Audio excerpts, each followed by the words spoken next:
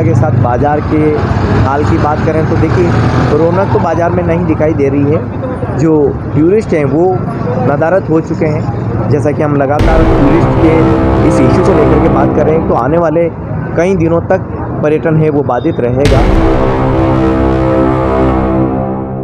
और जो बाज़ार की जो दुकानें हैं वो रात 9 बजे तक इस तरह से खाली पड़ी हुई दिखाई दे रही है। तो लगातार हम आपको यहाँ के बाज़ार के हाल बता रहे हैं।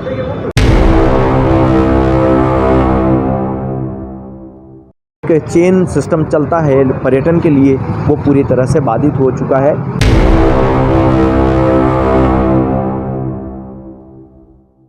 लगेज हो या फिर जो मटेरियल बाहर से आने वाला है उससे लेकर के पार्सल से लेकर के जो परचेसिंग काउंटर है वहाँ तक यदि हम बात करें तो कम से कम पर्यटन के इस सीज़न पर ज़रूर इस पूरे घटनाक्रम का प्रभाव पड़ा है। देखिए आप स्टॉल देख रहे हैं, यहाँ पर अच्छी रौनक देखी जाती थी लेकिन इक्का दुक्का लोग यहाँ अभी दिखाई दे रहे हैं। इशू से पर्यटन पर कितना प्रभाव पड़ेगा? पर्यटक सब गायब हो चुके हैं और ये जो हाल है आज तक नहीं हुआ है, पहली बार देखने को मिला हमें। तो ये लॉकडाउन के बाद अभी हुआ था मगर वापिस ये देवराज केस के बाद वापिस ये केस आ गया।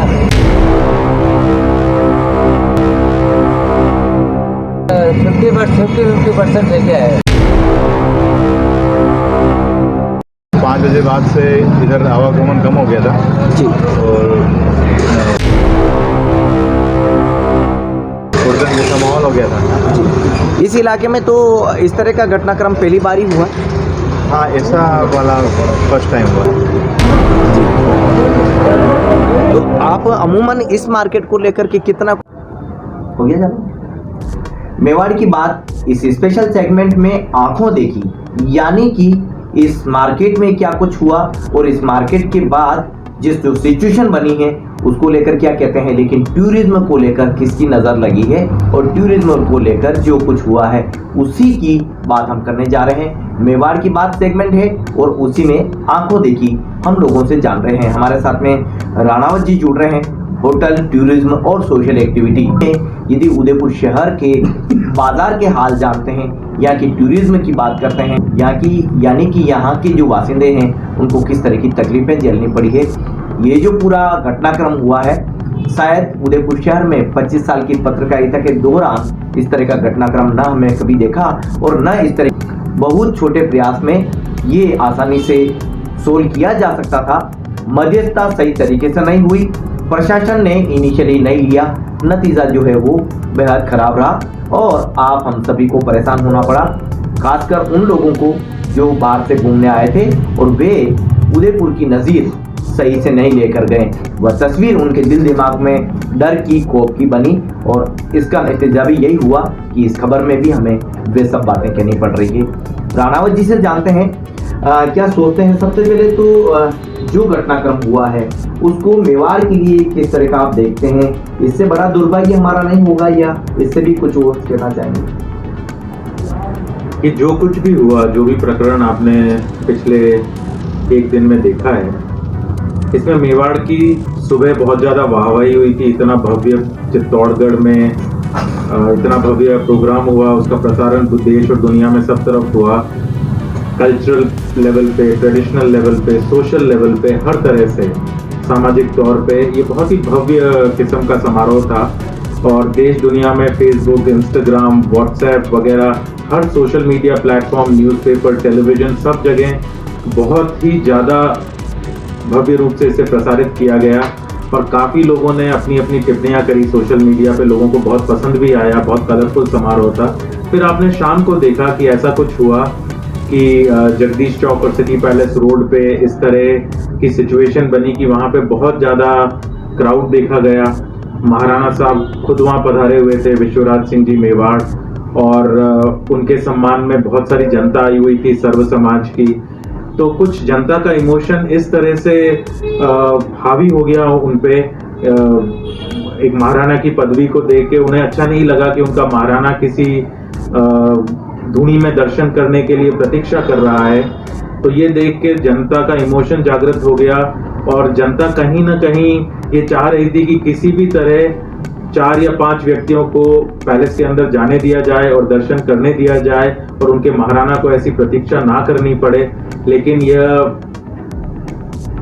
कुछ कारणवश नहीं पॉसिबल हो पाया और इस कारण से जनता में आक्रोश था और ऐसा देखा गया कि वहाँ पे काफ़ी पत्थरबाजी हुई, बोतलें वगैरह फूटी, कुछ लोगों को चोटें आई, कुछ पुलिस के जवानों को चोटें आई, कुछ समाज के लोगों को चोटें आई, उससे लोगों में और ज़्यादा आक्रोश आ गया। ये सभी चीज़ें पर्यटन के लिए तो बिल्कुल भी सही नहीं थी, क्योंकि इसका देश दुनिया में वापस प्रसारण हुआ शाम को, तो सुबह अच्छे समारोह का प्रसारण हुआ और शाम को इस तरह की गतिविधियों का हुआ, उससे पर्यटन पे असर आया। काफ़ी सारे ऐसे पर्यटक जो उदयपुर आने वाले थे उन्होंने कैंसलेशन करवाए, होटलों में फ़ोन किया।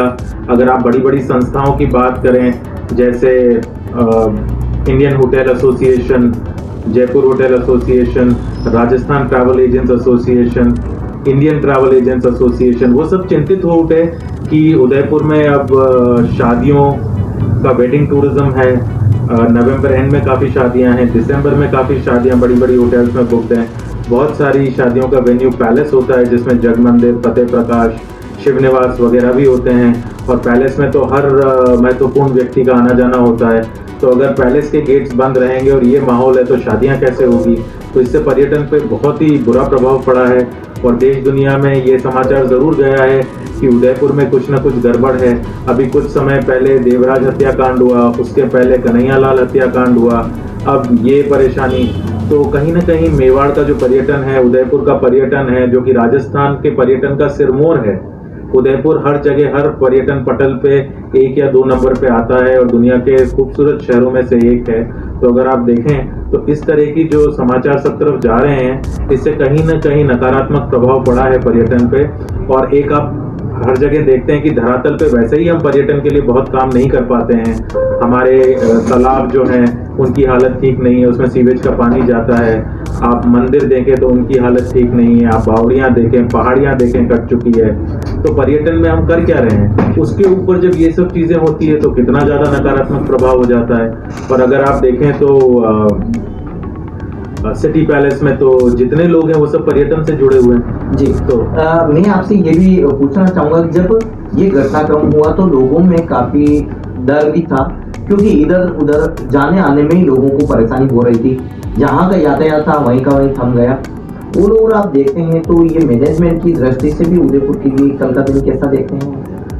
देखिए, जहाँ तक यातायात का सवाल है तो यातायात तो उदयपुर में ट्रैफिक कंजेशन तो यहाँ की जो सिटी एरिया है, पर्टिकुलर जहाँ पर ये इंसिडेंट हुआ है, मैं यहाँ की बात कर रहा हूँ सर। थोड़ा सा सिटी एरिया में अगर आप देखें, कल तो पुलिस बैरिकेडिंग थी, सब तरफ पुलिस थी।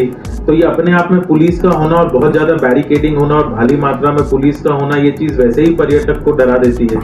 और जब वीडियोज इधर उधर सोशल मीडिया पे जाते हैं और आधी अधूरी इंफॉर्मेशन जाती है तो उससे तो पर्यटक और ज़्यादा घबरा जाते हैं। तो जो पर्यटक ऑलरेडी रुके हुए थे आसपास की होटलों में, वो वैसे ही बहुत ज़्यादा परेशान हो गए। बहुत सारे लोगों ने अपना प्लान कैंसिल किया, बहुत सारे लोग जल्दी निकल गए, बहुत सारे लोग जो ज़्यादा दिनों तक रुकना चाहते थे वो परेशान हो उठे कि कैसे रुकेंगे। और पैलेस का बंद होना अपने आप में बहुत बड़ी चीज़ है, क्योंकि आप उदयपुर के अगर सारे मॉन्यूमेंट्स की लिस्ट बनाएं तो असल में सिटी पैलेस के सिवा उदयपुर में कुछ देखने का है ही नहीं। क्योंकि ज़्यादातर मॉन्यूमेंट में रख रखाव की परेशानी है, चाहे आप टहलियों की बाड़ी लें, सज्जनगढ़ लें, गुलाब बाग लें, इन सब की हालत खराब है। जो जो चीज़ें सरकार के हाथ में, उन चीज़ों की हालत खराब है।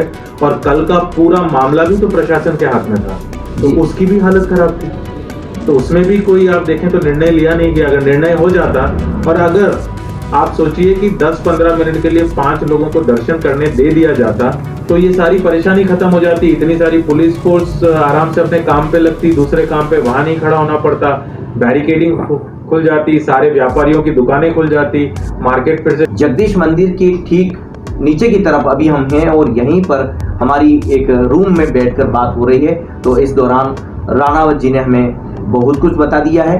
बड़ी बात यह भी है कि उदयपुर शहर में जिस तरह के पहले के अपराध पर नजर डालते हैं तो उदयपुर शहर जिस तरह से थमा था, उससे विश्व भर में यहाँ की पर्यटन सिटी को बहुत नुकसान हुआ। पर्यटक जिस तरह से अपना एक शेड्यूल तय करके यहाँ पर आए हुए थे, आना चाह रहे थे, उन्होंने शेड्यूल मिस किया तो उसके बाद से वह शेड्यूल नहीं बना। उस पर्यटक का जो काउंटिंग है यानी कि वो रेशो है वो तो पहले से बाधित हुआ है, लेकिन वर्तमान में जब ये टूरिस्ट सीजन दिवाली के बाद से देखा जा रहा है तो ऐसे में ये इंसिडेंट हुआ और इस इंसिडेंट की वजह से टूरिस्ट को काफी ज्यादा परेशानी हुई है।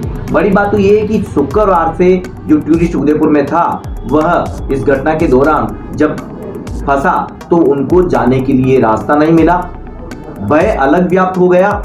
पुलिस को जगह जगह बैरिकेड लगा के रोकते हुए तो लोगों को देखा गया, लेकिन यहाँ किस तरह से दर्शन हो पाए, किस तरह से इस परेशानी से निपटा जाए, किस तरह से इसका सोल्यूशन किया जाए, इस तरफ कहीं ज्यादा दिमाग नहीं लगाया गया। नतीजन यहाँ रात भर जो कुछ हुआ आपने हमने देखा, दुनिया ने देखा, और अब दुनिया भर में यहाँ के रॉयल फैमिली इशू को लेकर आप क्या सोचते हैं? जिस तरह से उदयपुर को पर्यटन को लेकर के जो हल्का एक माहौल इस तरह का हुआ कि लोगों की जो आवाजाही है हाँ कम हो गया था थोड़ा।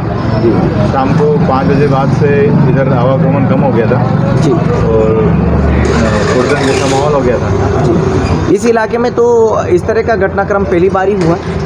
हाँ ऐसा वाला फर्स्ट टाइम हुआ है जी, कितना आप मानते हैं कितने टाइम बाद ये पर्यटन आबाद हो सकेगा यहाँ? ये लॉकडाउन के बाद अभी हुआ था, मगर वापिस ये लोग देवराज केस के बाद वापिस ये केस आ गया। जी, कितना परसेंट मतलब हम मानते हैं कि